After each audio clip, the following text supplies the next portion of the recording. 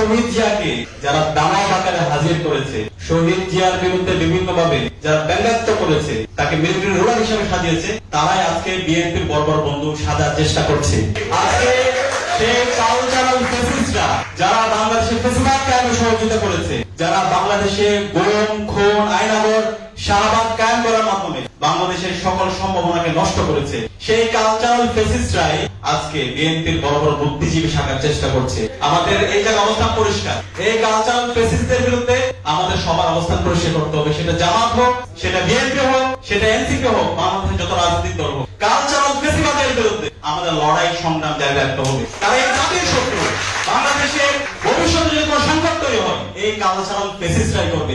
তারা এই দিল্লির দালালি এখানে করবে, তারা এখানে বাদশাহ কায়েম করবে, তারা আবার এখানে শাহবাগ কায়েম করবে। সুতরাং তাদের বিরুদ্ধে আমাদের সব সময় প্রতিবাদ প্রতিরোধ জারি রাখতে হবে। মেজর জিয়াউর রহমানের অবদান আমরা জানি। বাংলাদেশের পার্বত্য চট্টগ্রাম আজকে যে অখণ্ডতা, আজকে যে আমাদের দেশের স্বাধীনতার সার্বভৌমত্ব উচ্চ অবস্থায় আছে, মেজর প্রেসিডেন্ট জিয়াউর রহমানের গুরুত্বপূর্ণ অবদান। তিনি শুধুমাত্র পাহাড়ের জন্য কাজ করেন, সমতলের জন্য কাজ করেছেন। এই পাহাড়ের নিরাপত্তার জন্য কাজ করার পরও এই কালচারাল ফ্যাসিস্টরা, এই দিল্লির বয়ান যারা বাংলাদেশে কায়েম করে, তারা ক্রমাগত ষড়যন্ত্র এবং চক্রান্ত করছে এই পাহাড় নিয়ে। সুতরাং আমাদের এই জায়গায় সবার ঐক্যমত হইতে হবে।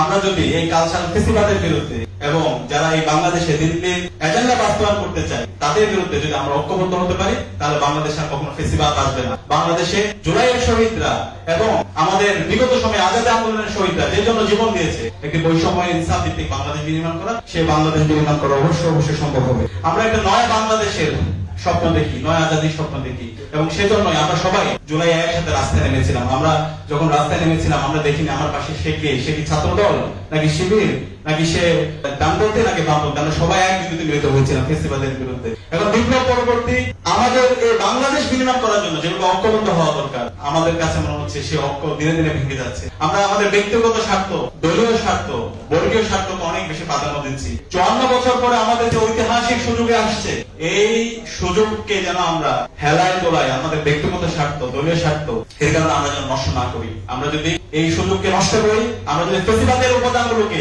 আবার রেখে দিই, আমাদের এই রাষ্ট্র প্রকল্পকে, রাষ্ট্র কাঠামোকে সংস্কার না করি, তাহলে এই জাতি আমাদেরকে আর কখনো ক্ষমা করবে না, আমাদের শহীদরা আমাদেরকে ক্ষমা করবে না।